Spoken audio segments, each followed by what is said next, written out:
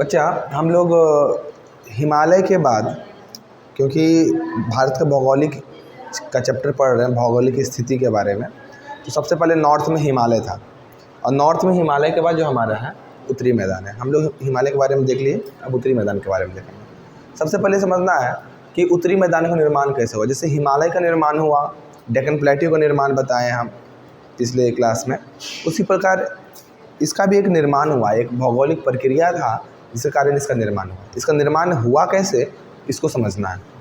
जैसे आपको मालूम है कि जब यूरेशियन प्लेट और इंडियन प्लेट यूरेशियन प्लेट में जाकर टकराया, जब इस कोलाइड किया, तब वहाँ पर जाकर हिमालय का निर्माण होता है। जब गोंडवाना लैंड के भूमि से भारत का भूमि अलग हो रहा था, भारत का प्लेट अलग हो रहा था, तब उस समय डेक्कन प्लेट्यू का निर्माण हुआ था।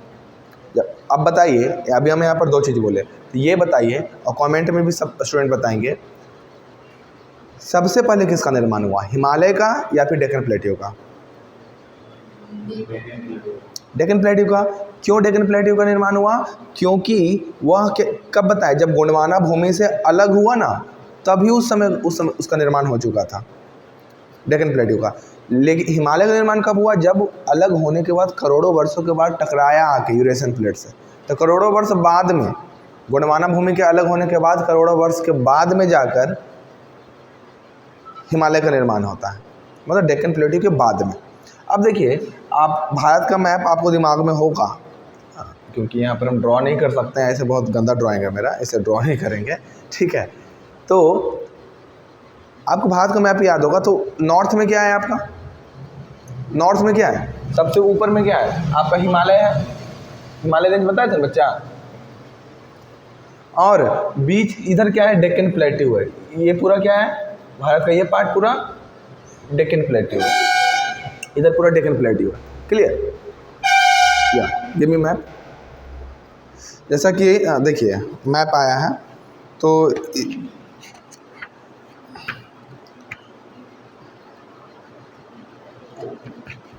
Sorry for disturb. देखिए ये जो मैप है, इस मैप से आप देख सकते हैं क्लियरली रूप से, ये इंडिया का जो मैप है, इसमें जो नॉर्थ में जो दिखाया गया है, नॉर्थ में, ये नॉर्थ में है, तो ये नॉर्थ में आपको हिमालय दिख रहा है।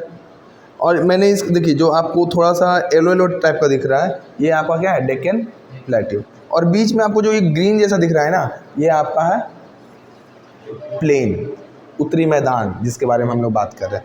मैदान आपका इधर भी है, कोस्टल प्लेन है, ये जो साइड है, इसको हम लोग कोस्टल प्लेन बोलते हैं। इसके बारे में बात करेंगे हम लोग, लेकिन अभी हम लोग उत्तरी मैदान के बारे में बात कर रहे हैं, जो आपको ग्रीनरी दिख रहा है। इसका निर्माण हुआ कैसे, तो ये समझना है कि इधर आपका हिमालय है, तो इधर भी हाइट हो गया बच्चा, और इधर डेक्कन प्लेट्यू है, इधर भी हाइट हो गया, पठार का भी हाइट होता है, और बीच में हो गया गहरा। फिर लाखों साल में जो इससे जो बहने वाले, इधर से नदी किधर बहा? इधर बहा, इधर से नदी इधर बहा, तो दोनों तरफ से जो नदी बहा ना, तो नदी धीरे धीरे बहता है, तो वो चट्टानों को धीरे धीरे काटते रहता है, मिट्टी बनाते रहता है। तो धीरे धीरे इस गहरे स्थान पर मिट्टी को भरना शुरू कर दिया। यहाँ पर जो गहरा स्थान था, इधर भी हाइट, इधर भी हाइट, और बीच में बन गया एक प्लेन का साइड। इधर भी हाइट, इधर भी हाइट, और बीच में बन गया प्लेन का साइड। दिमाग हो गया ना टाइट? देखिए कविता बन गई। तो अब देखिए समझेंगे, तो इधर भी ज़्यादा ऊंचाई था, इधर भी ज़्यादा ऊंचाई है, तो पानी, नदी जो इसके निकला इधर से, इधर की ओर बहा। इधर का जो नदी था, ये इधर इस डायरेक्शन में बहा, और नदियों का बहाव से धीरे धीरे धीरे धीरे जब मिट्टी कटते रहा और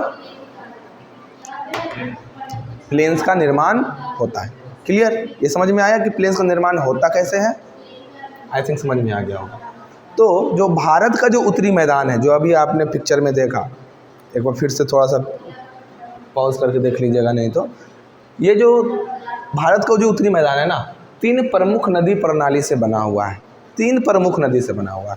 जैसा कि आपको मालूम है, सबसे इधर आपका वेस्ट में क्या है? पश्चिम में सिंधु, फिर उसके बाद सेकंड नंबर पे कौन है बाबू? गंगा, और थर्ड नंबर पे ब्रह्मपुत्र।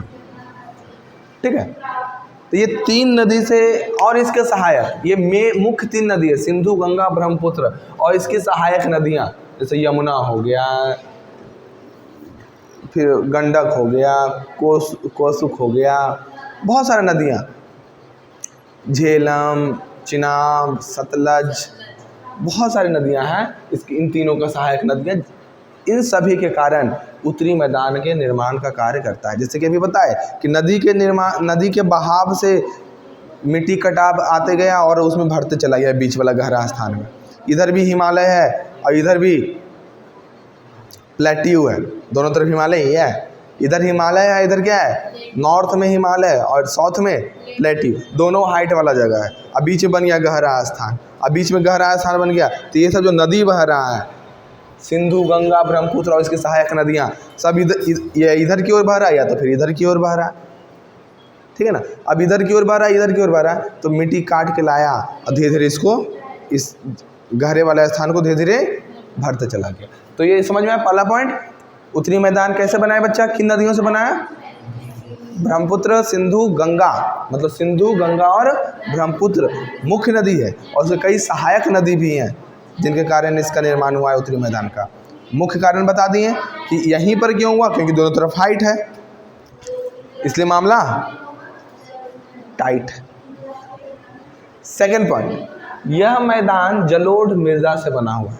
अब देखिए मैंने आपको बताया कि जो प्लेन है, क्योंकि इधर भी हाइट है, जलोढ़ मृदा, इधर भी देखिए पहाड़ है और इधर भी प्लेट्यू है, ये नॉर्थ हो गया, ये साउथ हो गया, अब बीच में ये रह गया गहरा स्थान। तो जो नदी इधर बहते आया, इधर से जो नदी बहते आया, तो जल के माध्यम से जो मिट्टी लाया, उसी मिट्टी को क्या बोलते हैं, जलोढ़। जो नदी अपने साथ मिट्टी लेकर आता है, उसी मिट्टी को क्या बोला जाता है, जलोढ़। तो ये मैदान नदियों से बना हुआ है, तो ये मैदान पूरा जो उत्तरी मैदान है कौन से मिट्टी से बना हुआ होगा, जलोढ़ मिट्टी से बना होगा, जलोढ़ मृदा से बना होगा। दूसरा पॉइंट क्लियर। पहला पॉइंट में क्या बताया मैंने कि किन किन नदी से बना हुआ है, तो सिंधु, गंगा, ब्रह्मपुत्र और इसकी सहायक नदियाँ।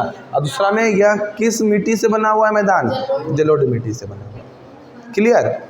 तीसरा है इसका जो विस्तार है, ये पूरा जो आपने अभी मैप में देखा, इसका जो टोटल एरिया है लगभग 7 लाख वर्ग किलोमीटर में है। कितना है बच्चा, 7 लाख वर्ग किलोमीटर। ध्यान रखिएगा कि जो प्लेन का जो पूरा एरिया है ना भारत में, उत्तरी मैदान का, वो कितना है, 7 लाख वर्ग किलोमीटर क्षेत्र में फैला हुआ है और 2400 किलोमीटर लंबा और 240 से 320 किलोमीटर चौड़ा। 2400 किलोमीटर लंबा, आपको हिमालय वाला भी लंबाई इतना ही था ना, हिमालय का भी लंबाई ईस्ट टू वेस्ट कितना था, 2400 किलोमीटर ही था। तो प्लेन का भी लंबाई लगभग उतना ही है।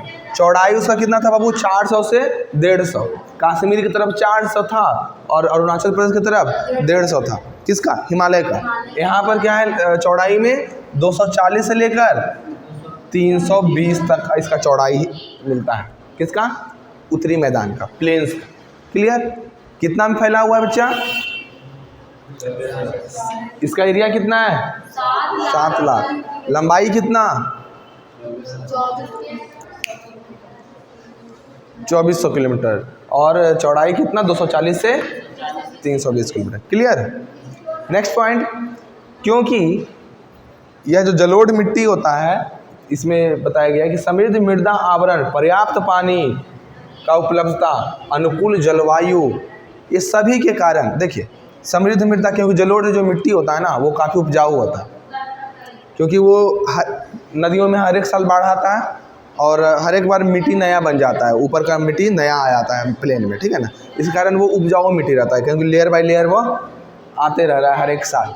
तो यहाँ पर जो मैदानी भाग है, उत्तरी जो मैदान है, उसमें समृद्ध मृदा रहेगा बाबू। क्या रहेगा, समृद्ध मृदा, मतलब जो मिट्टी का क्वालिटी होगा सबसे A1 क्वालिटी है, इससे अच्छा मिट्टी और नहीं होता। मतलब माथा उथा पर लगा लीजिए तो बहुत अच्छा मिट्टी है, तो भार मूड भी लगी ले रही है, समझे विकी। क्या है, समृद्ध मृदा है, A1 क्वालिटी है, भाषा में जैसे एकदम लगा के रखिए, भुजंग बन के, चेहरा पहचान में नहीं आना चाहिए आपको, क्योंकि समृद्ध मृदा है। और देखिए, क्योंकि जलोढ़ मिट्टी है तो समृद्ध मृदा है और पर्याप्त पानी भी एकदम गहरे पानी है। देखिए दे अगल बगल अभी सब पोखरा तालाब सब भरा हुआ है। रिशु डुबकी लगाए हैं गागों में, अरहा में डुबकी लगाए हैं, ओ देखे थे, कुछ नहीं पहने हुए थे आप, देख लीजिएगा, ऐसे मत डुबकी लगाइए, जब तक डुबकी लगाते हैं जब तक ठीक है, जब निकलते हैं तो दिक्कत हो जाता है ना उसे पहन के। तो देखिए ये पर्याप्त पानी हो गया, समृद्ध मृदा हो गया और अनुकूल जलवायु भी है। तीसरा क्या है बच्चा? अनुकूल जलवायु है, मतलब जलवायु भी एकदम फिट एंड फाइन है, ठंडा भी है, गर्मी भी है और बरसात भी है, तीनों चीज़ एकदम है यहाँ पर, ठीक है ना। तीनों चीज़ है, ठंड भी है, बरसात भी है और गर्मी भी है। गर्मी में छत पे सोते हैं, कोई दिक्कत नहीं है, ऐसे ही सो जाते हैं, ये दिक्कत है। अब देखिए तो ये फर्स्ट है, ये सेकंड है और ये थर्ड है। मतलब समृद्ध मृदा, पर्याप्त पानी और अनुकूल जलवायु के कारण यह कृषि में ना, कृषि के लिए एकदम बहुत फिट है एकदम। अब शादी विवाह होगा सोबर का, अब पूरा एकदम गोरा चेहरा, डिजाइन अच्छा, पैसा भी कमाना, तो शादी जल्दी हो जाएगा। हम लोग नहीं होता है, अभी तो देखिए नहीं हुआ है, तो 27-28 साल अच्छे हैंडसम है, नहीं है तो क्या होगा।